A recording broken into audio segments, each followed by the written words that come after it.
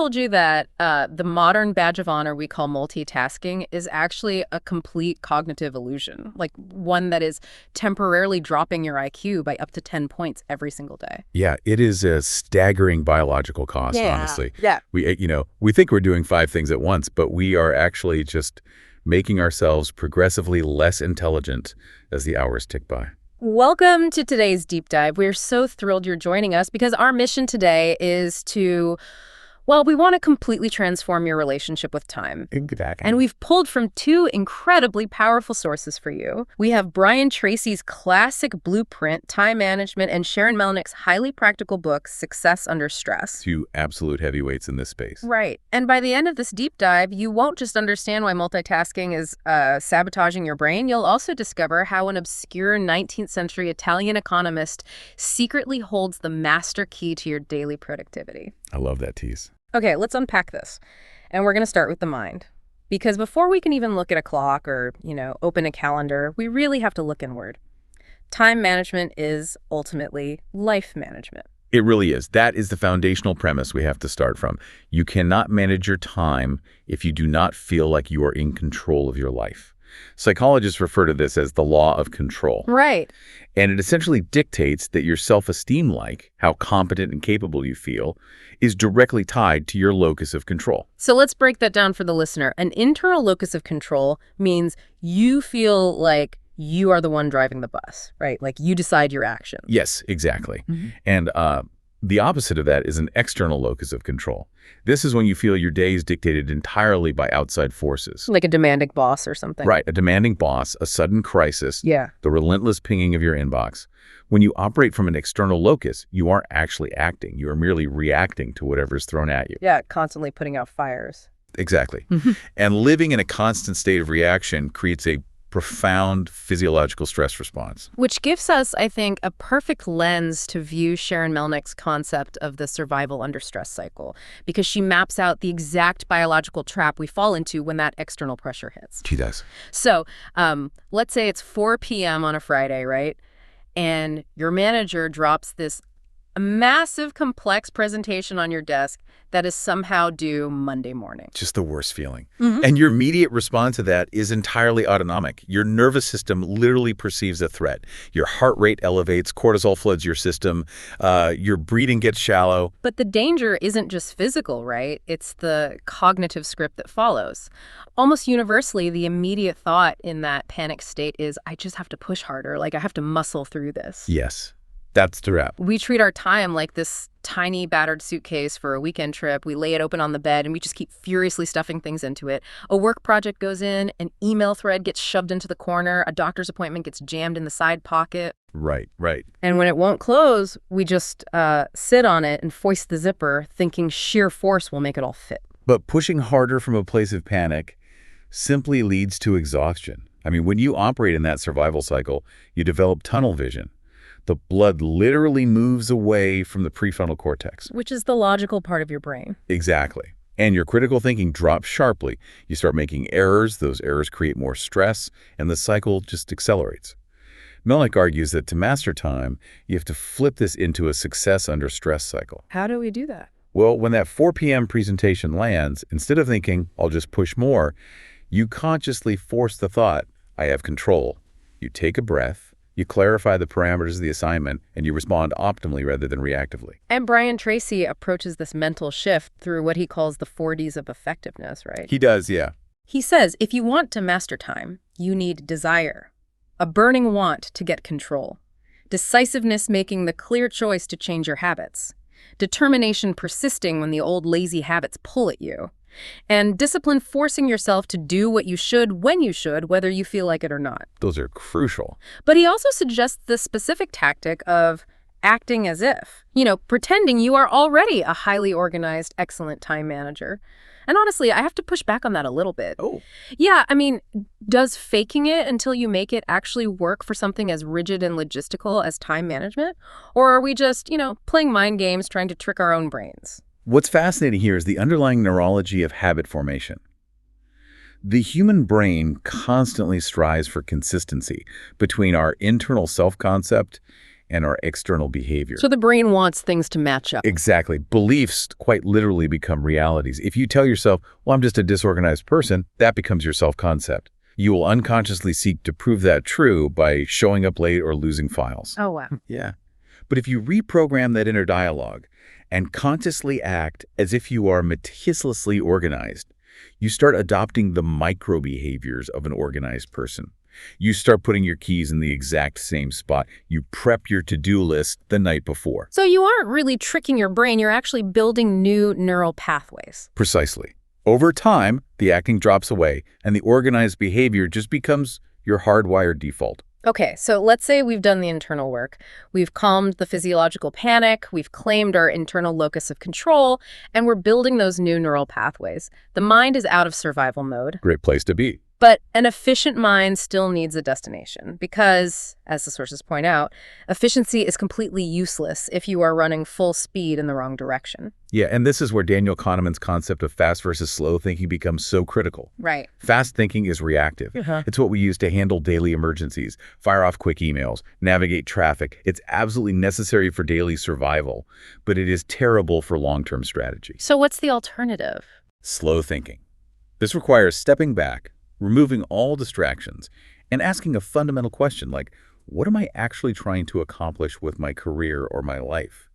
And if you skip slow thinking, you become incredibly efficient at executing tasks that just don't matter. Exactly. There is this massive 50-year study by Dr. Edward Banfield from Harvard on this exact phenomenon. He looked at high performers across various socioeconomic fields, and he found they all shared one defining characteristic. The long-time perspective. Yes, a long-time perspective. They don't just plan their week. They project 10 to 20 years into the future, visualize what absolute success looks like, and then work backward. They use that 20-year vision as a filter for what they agree to do today. And this brings us back to that 19th century Italian economist I mentioned earlier, Vilfredo Pareto. Yes, the 80-20 rule. Right. He observed that 20% of the people controlled 80% of the wealth. But Tracy applies this directly to our daily work output.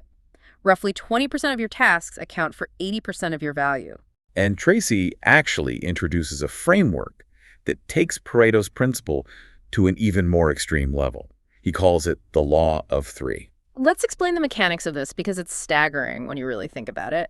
Tracy found that if you list out all the 30 or 40 different tasks you do in a given month, only 3 of those tasks account for 90% of the actual value you bring to your organization. Just 3. Just 3. And if you don't use slow thinking to identify your big 3, you are in serious danger of wasting your entire career on lower value activities. Melnick illustrates this beautifully with a case study about a financial planner named Dan. Oh, Dan the Minnow Chaser. Yes. Dan was working constantly, totally exhausted, and yet he was barely hitting his financial targets. He was trapped in fast-thinking survival mode because he was constantly chasing minnows, these small clients that demanded massive amounts of administrative time but yielded very little return. Think of it like a complex engine with 30 interconnected gears, right? Dan was revving the engine all day, but only 3 of those gears were actually connected to the wheels of the car. The other 27 gears were just spinning rapidly in the air, generating tons of heat and noise, which is stress, but zero forward motion. That is the perfect way to visualize it. So Dan engaged in slow thinking.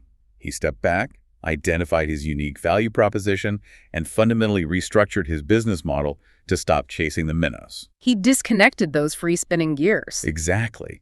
He focused his newly freed up energy exclusively on what really mattered, and within 3 months, he landed a whale client like the biggest deal of his career. He reclaimed his quality of life entirely by focusing on the vital few rather than the trivial many. There is a brilliant story in Tracy's book that perfectly captures the danger of ignoring this slow-thinking approach. It's the story of a husband driving his wife full speed on a road trip from San Diego to Los Angeles. I love this one. The wife looks out the window and asks, "Honey, is Phoenix on the way to Los Angeles?" He says, "No, why?" She replies, "Because we just passed a sign that said we're on the road to Phoenix." And the husband tightly grips the wheel and says, "Never mind that. We're making great time." It's absurd, but it perfectly mirrors how millions of professionals operate every single day. It perfectly illustrates Ambrose Bierce's definition of fanaticism, which is redoubling your efforts after your aim has been forgotten. We obsess over the speedometer, clearing the inbox, attending the meetings, completely forgetting we originally wanted to go to Los Angeles. But having a 20-year vision of Los Angeles is only half the battle. Exactly. A 20-year vision is great for our mindset, but a 20-year vision doesn't tell me what to do with the 400 unread emails sitting in my inbox right now. Yeah. How do we bridge the gap between this lofty, slow thinking and actual frantic Monday morning execution? We map the route. And the golden rule here is that every single minute you spend in planning saves you 10 minutes in execution. Wow. Yeah, that is a 1,000% return on your energy. And one of those powerful logistical tools for this is the PLITT chart, which stands for Program Evaluation Review Technique. Okay. It is a visual map of a project built by working backward from the final deadline. Let's apply this to a real-world scenario so the listener can see the mechanism in action. Let's say you are tasked with organizing a massive corporate retreat for 500 people 3 months from now. How does a PERT chart keep that from turning into an absolute nightmare? Well, you start with a whiteboard. You draw a rectangle at the far right with the date of the retreat. Then you work backward, drawing numbered rectangles, which we call nodes, for every major milestone. Right. Connecting these nodes are directional arrows. These represent dependent sequential tasks. Like you cannot send out these official invitations until you have secured the venue. The arrow forces you to see that bottleneck. But you also have diverging arrows, right? Yes. Diverging arrows branch out to show concurrent tasks, things that can happen simultaneously. So, while the legal team is reviewing the venue contract, your design team can be working concurrently on the retreat branding. They don't need to wait for each other. That makes sense. And finally, you have dotted lines representing dummy activities. These are dependent tasks that require time, but no active labor like waiting 48 hours for a caterer to respond with a quote. So you aren't working, but the project cannot advance until that time elapses. Right. Mapping this out visually reveals the critical path. It shows you exactly where a 2-day delay will derail the entire 3-month project and where you actually have flexible padding. And for translating those massive project milestones into daily execution, Tracy recommends the ABCDE method. The key here is writing your list the night before, so your subconscious processes the priorities while you sleep. Which is such a great hack. Then you grade every single item. A tasks are the absolute must-dos. If you fail to do an A task today, like finalizing the board presentation due tomorrow, there are serious professional consequences. And B tasks? B tasks are things you should do, like replying to a colleague's non-urgent data request, but the consequences of delaying are mild. The absolute rule is you never, ever start a B task while an A task is unfinished. Right, okay. And C tasks are nice to do, grabbing coffee with a coworker, checking an industry newsletter. They are pleasant, but they have zero professional consequences. Exactly. And then we get to D, and ED is for delegate. If someone else can do a task 70% as well as you can, hand it off. Free yourself up for the A's. But E is the one I want to challenge here. Let's hear it. E stands for eliminate. Just cross it off. Don't do it at all. But realistically, is an E task just a C task that we feel too guilty to admit we shouldn't be doing in the first place? Like, how do we ruthlessly move things to that E category without feeling like we are dropping the ball or failing our team? This raises an important question about the mathematics of opportunity cost. We operate under this delusion that if we just work faster, we will eventually cross off every item on the list. Which never happens. Never. Your dance card is already full. You will never get caught up. Every single minute you spend on an E, task like refining a spreadsheet that nobody actually reads, is a minute stolen directly from an A task. So it's actively harming your important work. Yes. Eliminating tasks isn't dropping the ball. It is the strategic realization that you have a finite amount of energy. You ask yourself, what would happen if I just didn't do this at all? If the honest answer is nothing much, it is an E. Cross it off and do not look back. Okay, so the plan is solid. We have our internal locus of control. We've used slow thinking to find our big 3 gears. We built the PERT chart, and we have an ABCDE list. Sounds perfect. But then Monday morning happens. Right. The phone rings. A quick question. Slack message pops up. Someone knocks on your office door. How do we defend this beautiful plan against the messy reality of the daily battlefield? You have to categorize the incoming fire. Stephen Covey developed the 4 quadrants of time management for exactly this reason. Picture a grid. Quadrant 1 is urgent and important. These are the genuine crises, the server crashes, the hard deadlines. You have to handle them. Right. Quadrant 2 is important, but not urgent. Which is the slow thinking zone. Long-term career growth, strategic planning, building relationships, or even going to the gym. It's vital, but there's no immediate penalty for putting it off until tomorrow. Which is exactly why we constantly neglect it. Now, quadrant 3 is where the battlefield is lost. Quadrant 3 is urgent, but not important. Wait, if something is urgent, like my phone ringing or a text message vibrating, my brain is biologically hardwired to think it's important. How do we turn off the instinct to answer that bell? It's incredibly difficult because quadrant 3 triggers a dopamine hit. A ringing phone demands attention, but answering it rarely advances your A tasks. Covey calls this the quadrant of delusion because you feel incredibly busy, and your brain misinterprets that busyness as productivity. You spend all day putting out tiny fires that didn't actually need to be fought. And finally, quadrant 4 is not urgent and not important. Total waste, mindless scrolling, office gossip. So to defend your time, you have to ruthlessly eliminate quadrants 3 and 4, manage quadrant 1, and fiercely protect quadrant 2. Exactly. And the absolute biggest enemy of protecting that time is the myth of multitasking. Tracy insists we have to practice single-handling.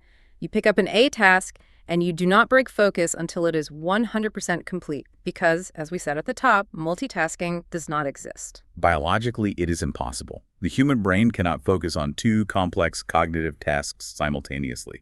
What we call multitasking is actually task shifting.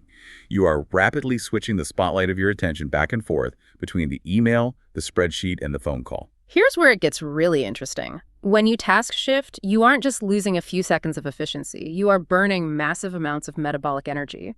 The research shows that this constant shifting can temporarily cost you up to 10 IQ points. It's wild. By trying to do 5 things at once, you are literally lowering your cognitive capacity hour by hour. It's called cognitive depletion. Every single time you switch tasks, your brain has to recall the context, figure out where you left off, and fire up entirely different neural pathways. By 3 p.m., your brain is so depleted you can't even make basic decisions. Makes total sense. Single handling works because once you overcome the initial inertia of a task, you enter a state of flow. You maintain your momentum, reducing the total time it takes to complete a project by up to 80%. So multitasking is basically like trying to read 3 different books at once by reading 1 word from the first book, then 1 word from the second, and then 1 word from the third, and repeating that cycle. Oh, that's exactly it. You aren't reading faster. You are just burning massive amounts of mental fuel trying to keep the plot of all 3 books in your working memory at the same time. It's exhausting just thinking about it. It is entirely unsustainable. To fight this, Tracy suggests several concrete battlefield tactics. For massive projects that cause you to procrastinate, use the salami slice method. Salami slice method. Yeah. Do not try to eat the whole loaf at once. It's too intimidating.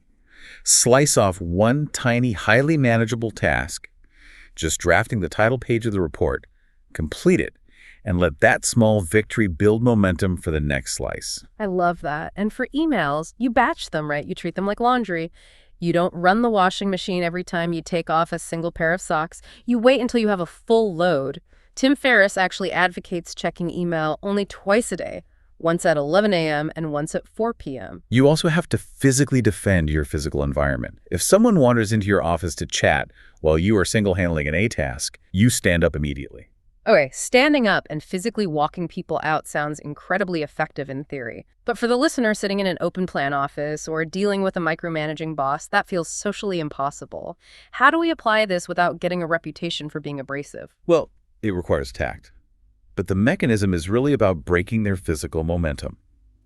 When someone approaches your desk, you stand up to meet them eye to eye.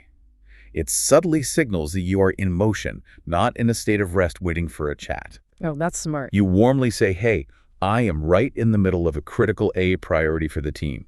Can I come find you at 2 p.m. when I can give you my full attention?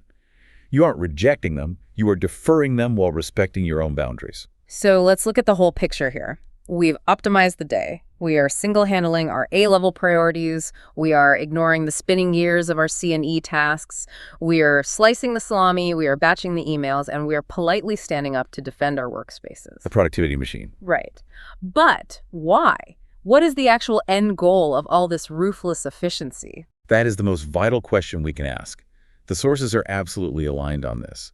The ultimate purpose of time management is not to turn you into a robot that simply cranks out 20% more output for a corporation. The true purpose of time management is to profoundly enhance the overall quality of your life. It all comes back to three foundational pillars, right? Your inner life, your health, and your relationships. Exactly. Let's look at Melnick's story of Stacy. Right, Stacy. Stacy was a working mother on the absolute verge of burnout. She was carrying 61 active projects on her plate. She was waking up in a cold sweat at 3 a.m., constantly snapping at her children and carrying around an immense heavy guilt that she was failing at both work and motherhood. She was the textbook definition of the survival under stress cycle. Exactly. But she didn't just try harder, she fundamentally changed her mechanics. She did. She applied the ABCDE method to those 61 projects and discovered that over 40 of them were C or E tasks that were generating stress but no actual value. She eliminated them. She began single-handling her genuine A tasks. By shifting her focus to the vital few, her physiological state shifted. The cortisol dropped. The 3 a.m. panic attacks stopped. She learned to leave work at the office because she knew she had handled what truly mattered. That's incredible. Her guilt melted away, her relationship with her children repaired, and ironically, because she was executing her engage tasks with such clarity, she received a major promotion 4 months later. She achieved dramatically more by doing less because she was finally doing the right things.